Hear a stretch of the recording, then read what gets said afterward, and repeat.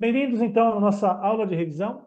Hoje veremos a primeira e segunda tópicas freudianas. E, claro, são temas absolutamente fundamentais. Não se faz psicanálise sem essas duas estruturas, sem essas duas topologias, as duas tópicas. A psicanálise é a ciência chamada, conhecida, a ciência do inconsciente, e o inconsciente, para nós, é o objeto de estudo, é o foco dos nossos estudos, é o inconsciente. Por mais que a gente entenda que a questão do ego, que é o que sofre, o ego é que sofre os sintomas, o ego é quem adoece, mas por que que o ego adoece? Vamos procurar entender por que que as doenças se localizam todas nessa estrutura psíquica, nessa instância psíquica chamada ego. E, claro, por causa do ego, porque o ego adoece, porque o ego está em evidência, o ego é o nosso eu, o eu falante, o eu consciente, o eu que conta suas experiências, o eu que fica ansioso, que fica deprimido, o eu que sofre o pânico. É claro que existe um fascínio para o ego, porque é aquilo que está diante dos nossos olhos, muitas vezes, é aquilo que a gente tem, especialmente elaborado nos processos de fala, da associação livre. É o ego que nós escutamos num primeiro momento. Então, existe um fascínio de uma psicologia do ego, de uma psicanálise voltada, muitas vezes, para aquilo que o ego está sentindo, e é claro que essa não é uma psicanálise, digamos, clássica, ortodoxa, profunda, radical. É uma psicanálise, digamos assim, para vamos trabalhar o sofrer da pessoa para que ela pare de sofrer e pare de sentir sintomas, só olhando para o ego. Quando, na verdade, o analista, o psicanalista, ele é um investigador. Ele vai procurar as causas que fazem adoecer a pessoa, não olhar para a doença propriamente. A gente gosta de dizer na psicanálise que as doenças emocionais, elas são sintomas, elas são um dizer, elas são metafóricas. Então, o sintoma, a doença, a dor, ela está dizendo algo que talvez com as nossas próprias palavras não seja tão simples dizer. E por que não sabe, não é tão simples dizer? Porque são conteúdos inconscientes, são descontentamentos, são traumas, são repressões, são bloqueios, uma série de coisas que vão acontecendo na vida da pessoa e que ela não consegue simbolizar, e aí, claro, adoece. A repressão dos conteúdos psíquicos faz a pessoa adoecer. E quando adoece, a gente vai só olhar para a doença ou vai olhar aquilo que motivou e provocou a doença? Porque se a gente olhar só para a doença e dar um remedinho ali e curar a doença, quando passar o efeito do remédio, quando passar o efeito da instrução, da orientação, volta o mesmo quadro de adoecimento. Por isso que a psicanálise, quando ela atinge o seu objetivo, ela é muitíssimo eficaz. Por isso que a psicanálise está cada dia mais em alta, cada dia mais sendo discutida, debatida, muito investimento, muita gente estudando, relendo, compreendendo, porque perceberam que não basta apenas medicar, não basta ir apenas um médico receber um remédio para curar um sintoma, ou mesmo receber uma instrução, 10 passos para ser feliz, 5 passos para não sei o quê, para criar um hábito, etc. E acaba que nunca acontece muita efetividade nessas terapêuticas, porque não se vai à raiz dos problemas. E a psicanálise não pode perder jamais do seu horizonte, perder diante de si o seu objeto de estudo. Nosso objeto de estudo, ele é mais aprofundado. Ele é mexer realmente naqueles bloqueios, naquelas experiências passadas, naqueles conteúdos reprimidos que fazem sofrer, que fazem doer.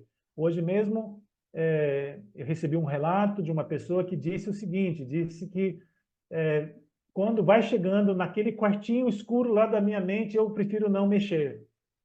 E aí eu falei assim, mas de quem é o quartinho escuro? É seu? Não, é meu.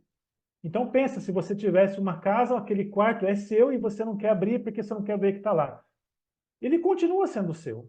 Por que não abre, limpa, pinta as paredes, coloca flores, deixa o sol entrar e toma posse daquilo que é seu, né? Ou seja, o saneamento vai, a saúde vai ela vai acontecer a partir do momento que a gente permite realmente que conteúdos sejam acessados, sejam resolvidos, sejam revividos, para que possam ser ressimbolizados. Nessa hora que a gente acaba encontrando as chaves do sucesso da cura emocional das pessoas. Isso é psicanálise. Invadir o inconsciente, as estruturas que estão lá escondidinhas, as estruturas que estão lá muitas vezes maquiadas, blindadas, recalcadas, e que exatamente ali está a chave da cura.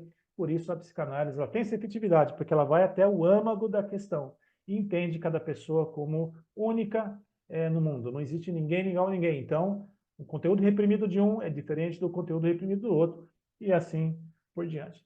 Bom, dada essa nossa breve introdução, vamos dar uma olhadinha, então, em alguns conceitos muito importantes aqui do nosso estudo. Eu quero, então, trazer para vocês os conceitos de ego, id e superego. Numa leitura, digamos, mais contemporânea, eu, isso e super-eu.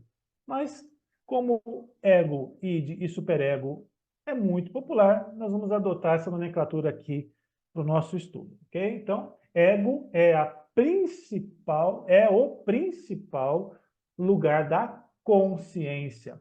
O agente da mente que exerce as repressões e integra e consolida vários impulsos e tendências antes que elas sejam postas em ação. Daqui a pouco a gente vai explanar um pouco mais a respeito disso.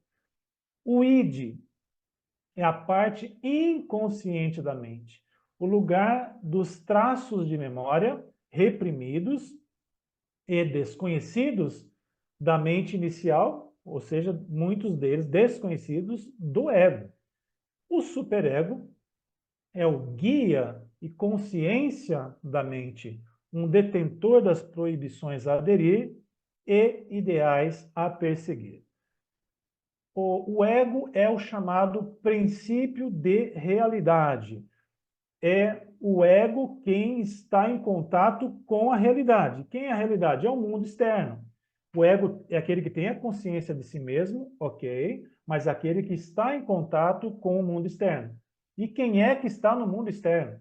As pessoas, as coisas, a vida. E tudo o que envolve, né, toda essa interação. O id é o conhecido princípio do prazer, popularmente conhecido como o princípio do prazer, assim também definido por Freud.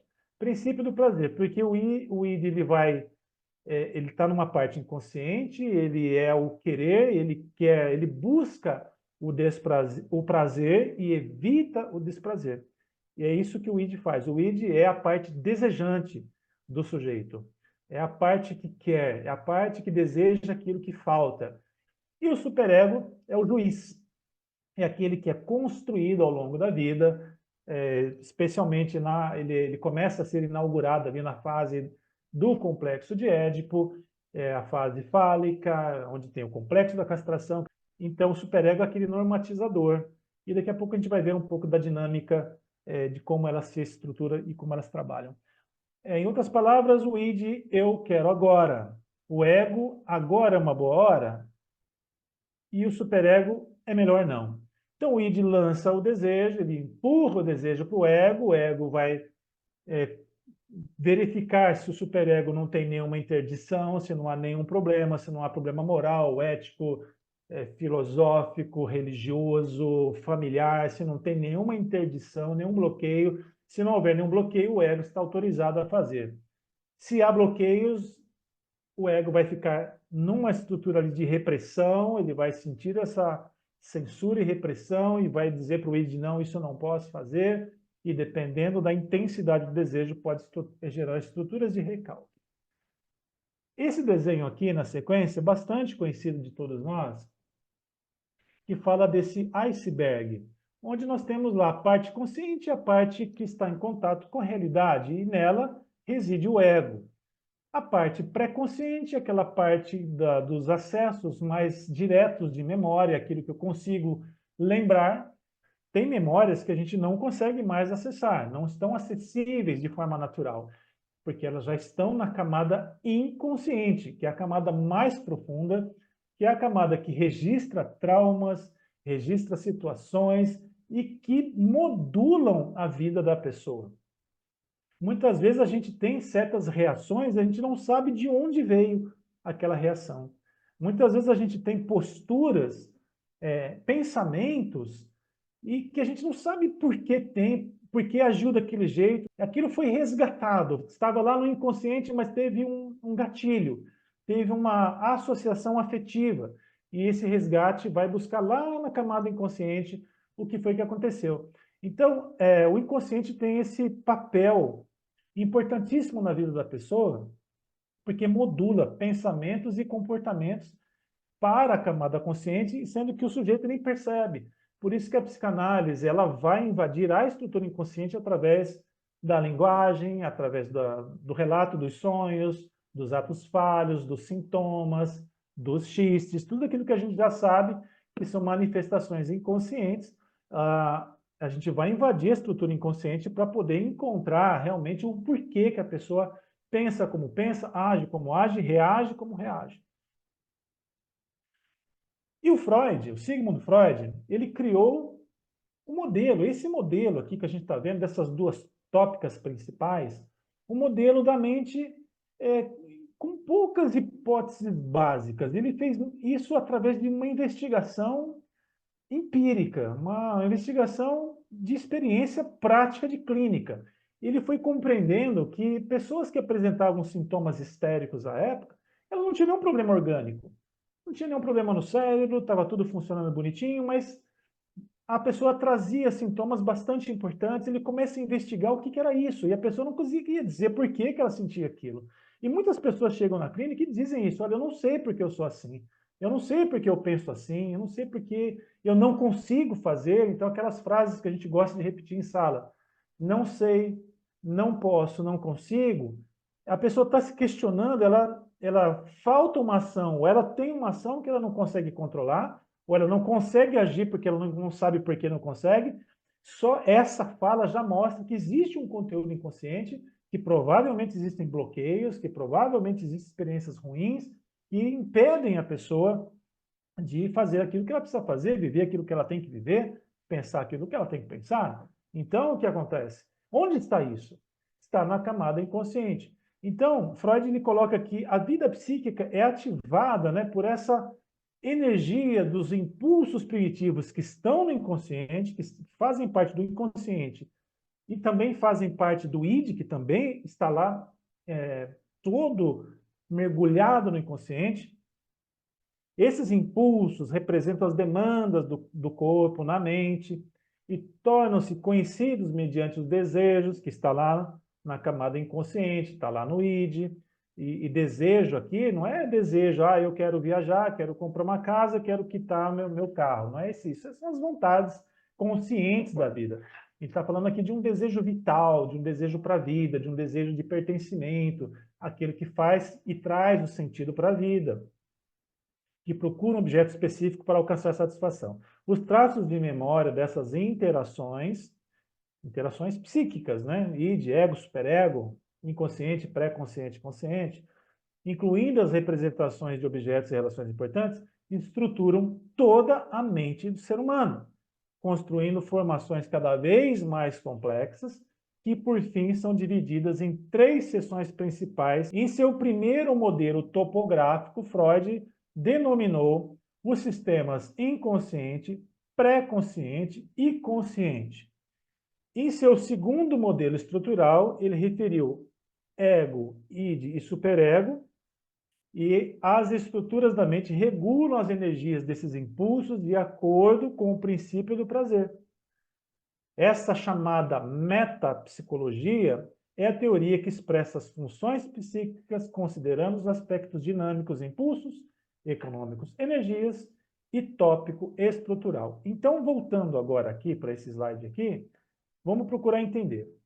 Em 1900, Freud estrutura, então, o seu primeiro modelo, quando ele lança o livro A Interpretação dos Sonhos. Ele estrutura que a mente humana possui 3 instâncias psíquicas: consciente, pré-consciente e inconsciente, como se fossem lugares de armazenamento de informações Só que, com o tempo, ele percebe que algo faltava na teoria.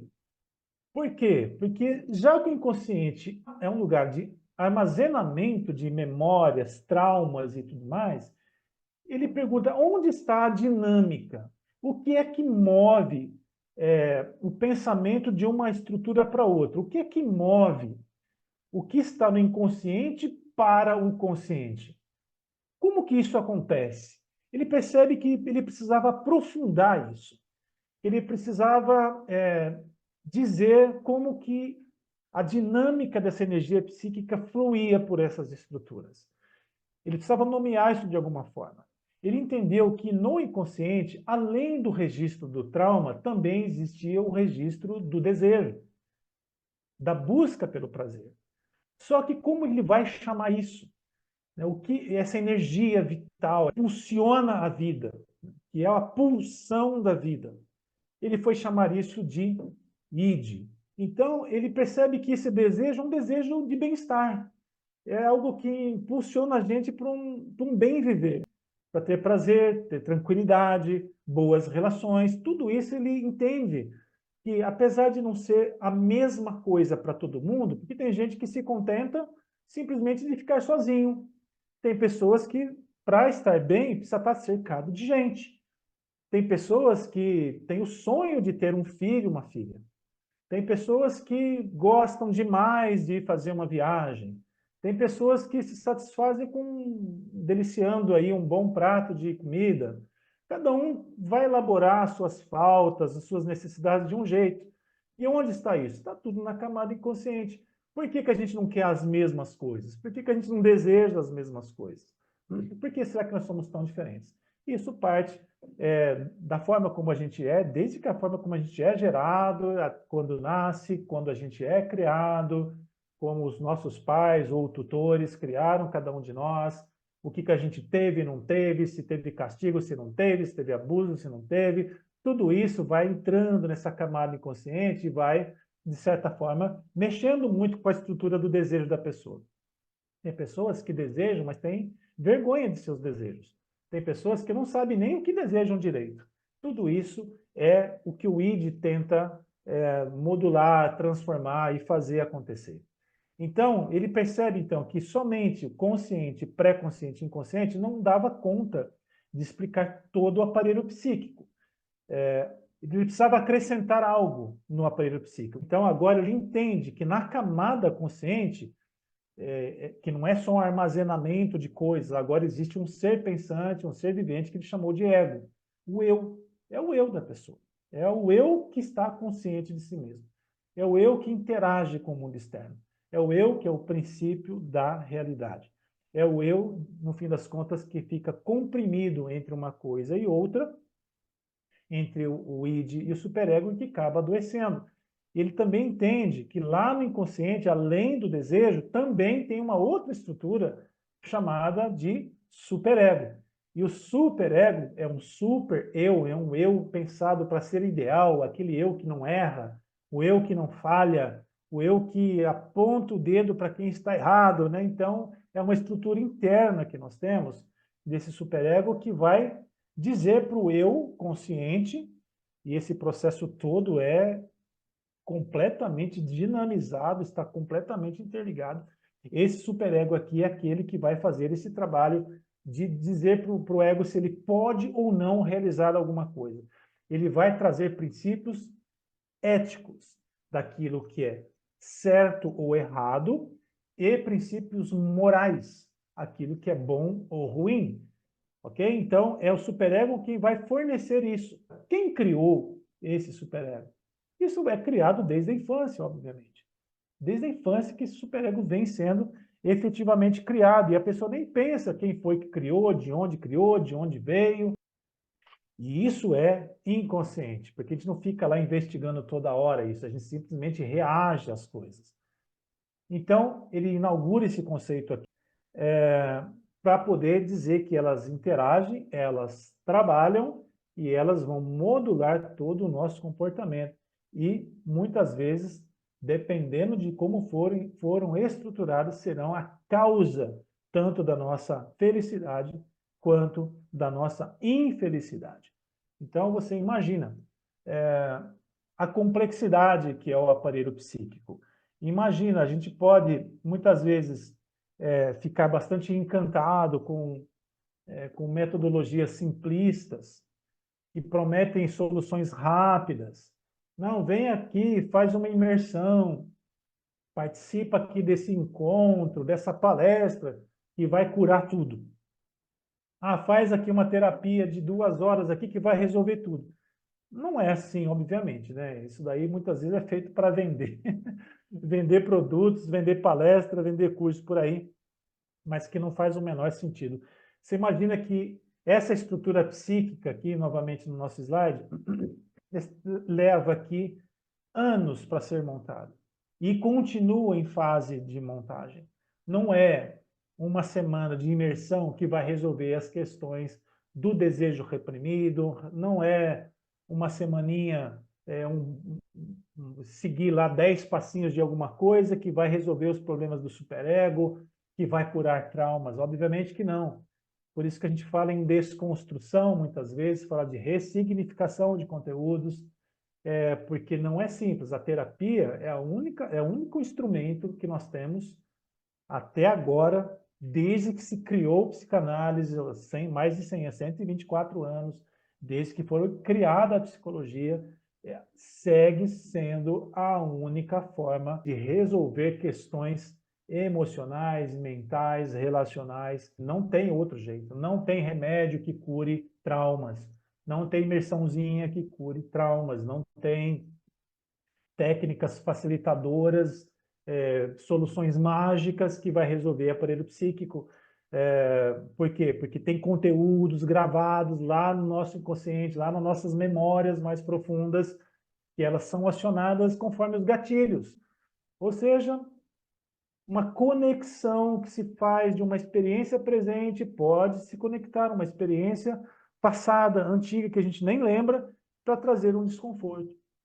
Isso não se cura com remedinho. Isso não se resolve com soluções rápidas. Isso se resolve nos processos terapêuticos. Por isso que a psicanálise, ainda bem, está cada vez mais em destaque, porque ela vai ao âmago da questão.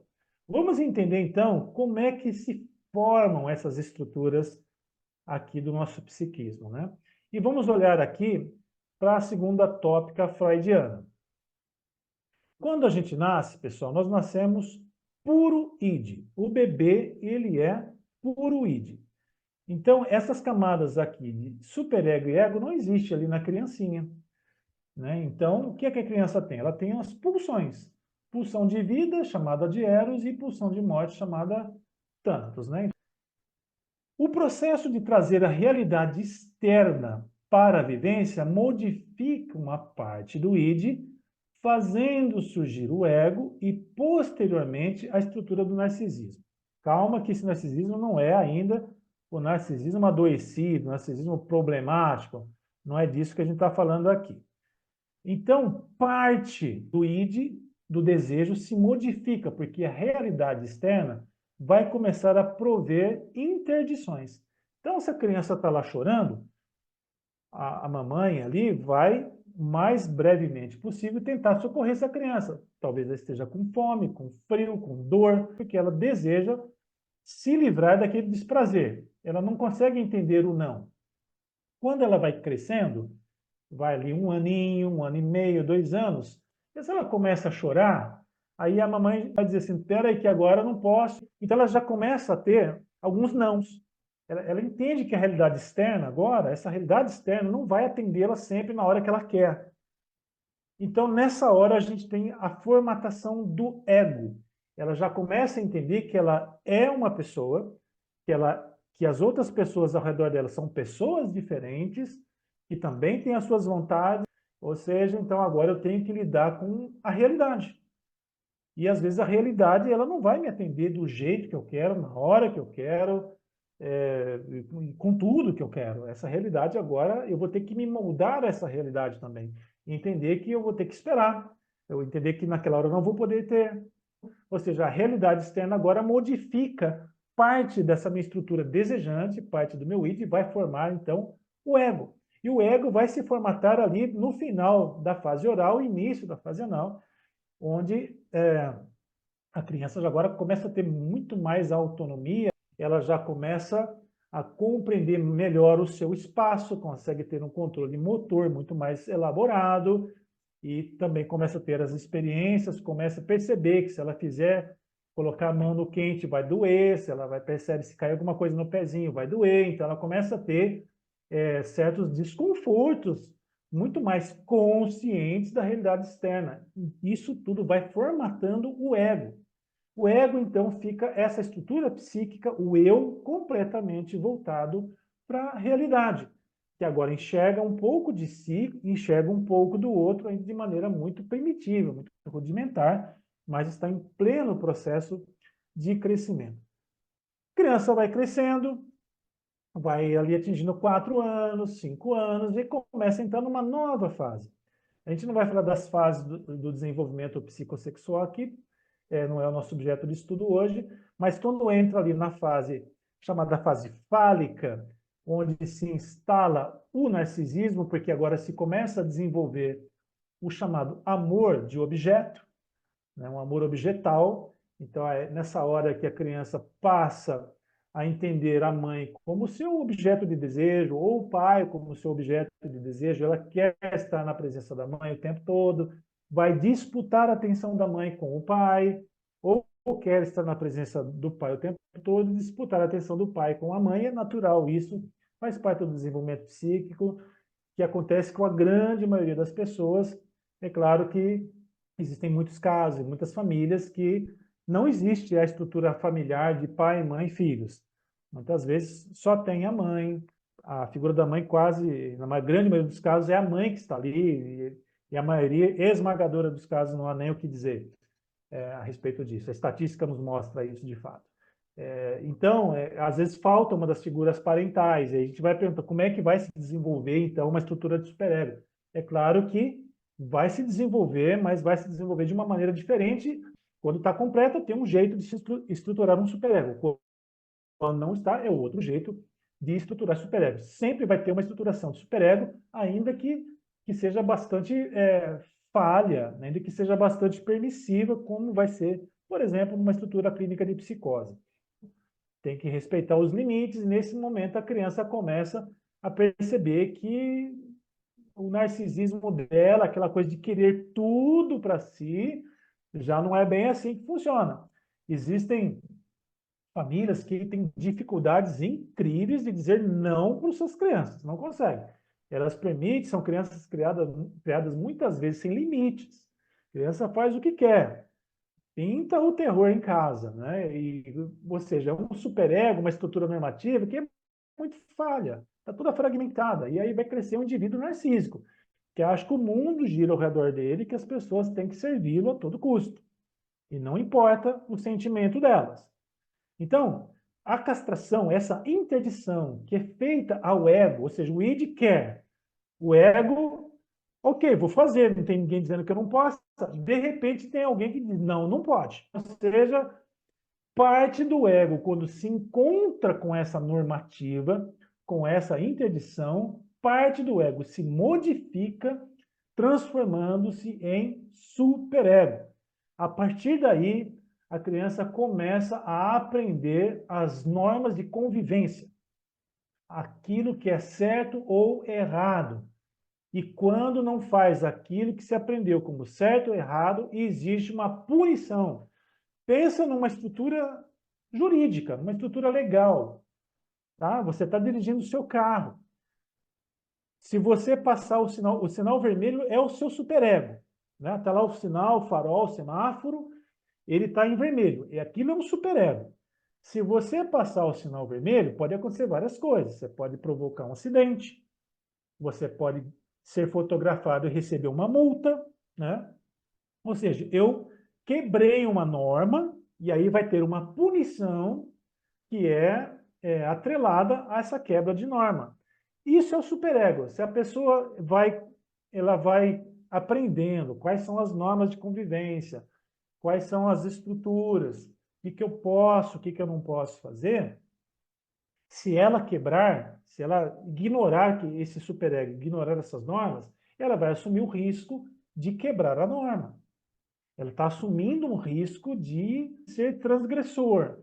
Então, ela vai fazer aquilo e vai ter uma consequência natural da quebra dessas normas. A questão a se pensar também é que, às vezes, existem superegos extremamente rígidos, em que a pessoa ela fica assim, quase que paralisada, ela não consegue fazer nada sem que alguém peça que ela faça.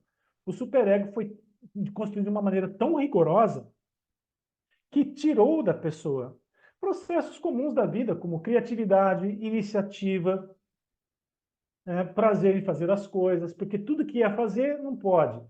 Porque esse superego, esse sistema de normativa, ele se tornou muito limitador da experiência da pessoa. Então, nesse momento, dessa interdição, dessa castração, formata uma parte do ego em superego. Então, a gente pode dizer que o superego ele é um herdeiro direto ali do complexo de Édipo, porque é quando a pessoa começa a desenvolver, a criança começa a desenvolver desejo objetal ali pelo pai ou pela mãe. O ego, então, para lidar com essas interdições, ele vai desenvolver mecanismos de defesa para tentar manter a sua integridade. Agora vem a chave do castelo aqui, né?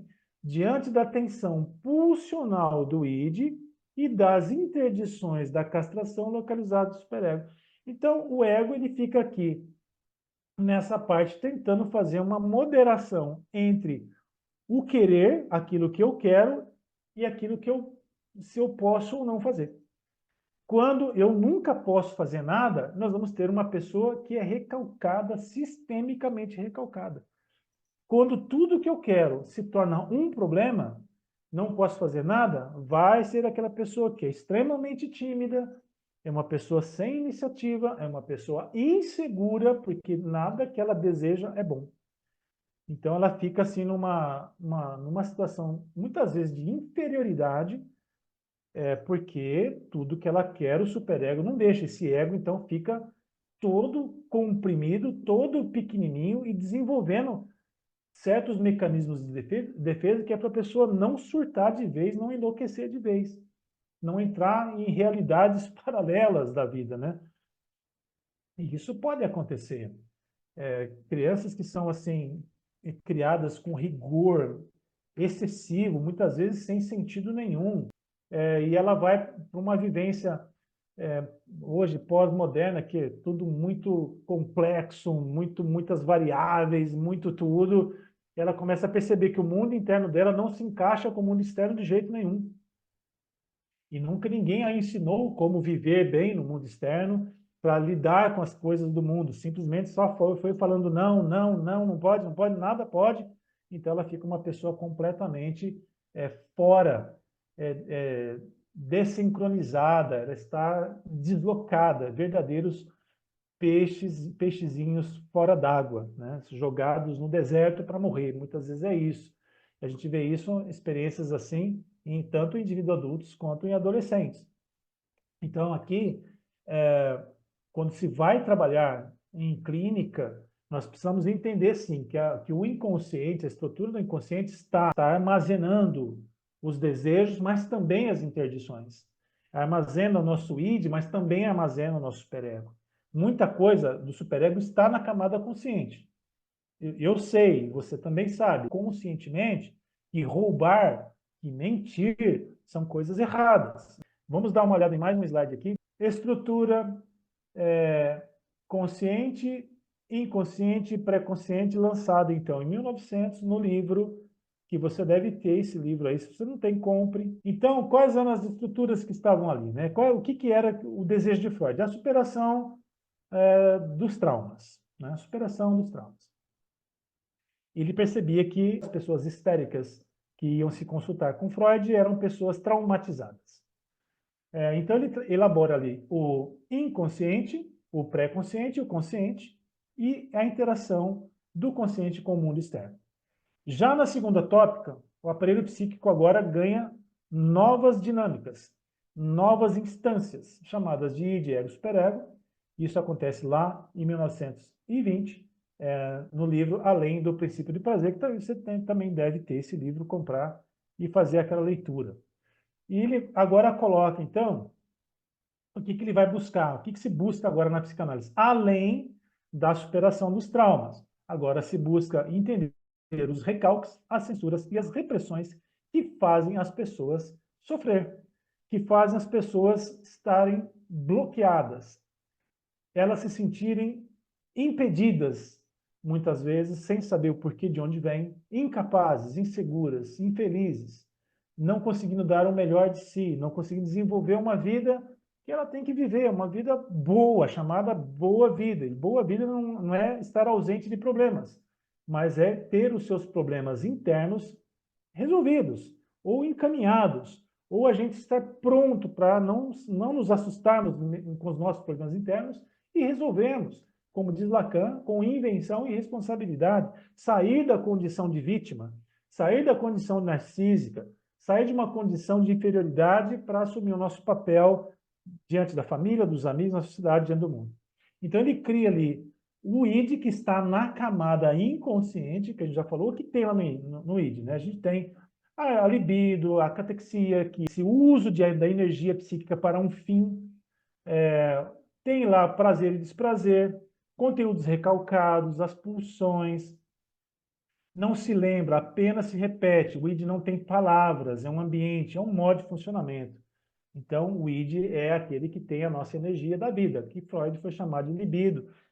Ao longo da história, outros pensadores deram outros nomes, vontade de potência, potência de agir, elan vital, tem vários outros nomes, mas a partir de Freud, e se tornou muito popular o termo libido, que não está necessariamente só voltado para a questão da sexualidade humana. A libido é muito mais do que sexualidade. A libido é o viver. Depois, o ego, que está na camada pré-consciente e consciente. Não tem ego na camada inconsciente, porque o ego está consciente de si mesmo. Ele está em contato com o mundo externo. Então, ali, o que eu tenho no ego? Eu tenho o princípio da realidade, porque eu lido agora com a minha realidade externa. E ele faz nessa negociação entre id e superego, e muitas vezes ele fica culpado, tá, né? Quem é que tem culpa? O superego tem culpa? Não. O id se sente culpado? Não. Quem se sente culpado? O ego, meu eu. Ele fica culpado por querer não poder, ele fica culpado de querer não conseguir, ele se sente culpado por realizar algo que o superego não permitiu, ele foi lá, não resistiu, e aí o ego adoece. A gente toma um remedinho psiquiátrico, né? Quem toma, por causa do ego, não é por causa do superego, tampouco do id. Quem é que adoece? O ego quem adoece. Mas por que o ego adoece? Por causa da tensão do querer e do não poder. É por causa disso. Se o não poder está fraquinho, ele vai fazer as coisas e depois vai se dar mal ou lidar com as consequências. Se é forte demais, eu não faço nada. Eu fico também em depressão, porque também não posso fazer nada. Nada faz sentido. Aí entra as estruturas deprimidas. Aí eu tenho lá o superego, que está na camada consciente e também no inconsciente, que tem lá princípios éticos e morais. E tudo isso ligado com o mundo externo, com as dificuldades do mundo externo. E o mundo externo cada vez mais confuso. E o mundo externo cada vez mais dizendo como é que se vive e, ao mesmo tempo, como que não se vive, muitas vezes. O mundo externo é um problema. Quando eu faço alguma coisa que eu não deveria fazer, o mundo externo vai dizer e vai fazer um processo de repressão. Você não deveria ter feito, então existe repressão. Quando eu quero fazer alguma coisa, mas eu não faço porque o superego não deixou eu fazer, então eu tenho um processo de censura. Eu não posso fazer. Quando eu tenho um desejo, chega no ego, o ego pergunta para o superego, pode fazer? Não, não pode fazer. O ego devolve para o id uma estrutura de recalque. Então, recalque é a interdição que está entre id e ego, censura, interdição que está entre superego e ego, e repressão entre o superego e o mundo externo. Então, estão aqui a raiz dos problemas emocionais da grande, esmagadora maioria das pessoas. E não é só questão assim de doença emocional que a gente está falando, não, pessoal. Muitas vezes a pessoa ela nem tem assim uma doença muito aparente, um transtorno muito aparente. Às vezes ela só queria compreender melhor a sua vida, queria ter mais iniciativa, mas não consegue. Ela nem está relatando ansiedade, ou depressão, ou estresse, ou pânico, ou qualquer outra coisa. Está simplesmente relatando que ela está num momento perdido, que ela não consegue sentir prazer na vida, que ela está só funcionando, ela só está vivendo, ela só está ali cumprindo regras, ela só está dando conta de trabalhar para pôr comida em casa, para cuidar da casa, cuidar de filhos, ser uma boa trabalhadora, e ser um bom filho, uma boa filha, mas nada está fazendo muito sentido, né? Então, psicanálise não é só para curar doenças, mas para buscar e compreender se lá no desejo dela, em contrapartida com o superego, se aquilo que o id quer, aquilo que o superego permite ou não, se não está tendo assim muita interdição. Pessoas que estão se sentindo meio confusas e perdidas na vida, pode ser essa tensão realmente entre o querer e não ver possibilidades de realizar. E olha, a gente vive num mundo com tantas possibilidades, né, pessoal? E o que não falta para nós é possibilidades. Existem muitas possibilidades. Antigamente não tinha tanta possibilidade. Hoje, o que mais a gente tem são possibilidades. Muitas possibilidades. Por que as pessoas têm tanta dificuldade de encontrar respostas, saídas, iniciativa? Por que elas cedem tão facilmente? Por que desanimam tão rápido? Onde que está instalado esse problema? A gente vai perceber que é exatamente nessas tópicas. São as tensões do id, as tensões do superego e todo o esmagamento que o ego vai sofrer. Isso tudo vai para as camadas inconscientes, a ponto da pessoa simplesmente não conseguir por si só encontrar as respostas.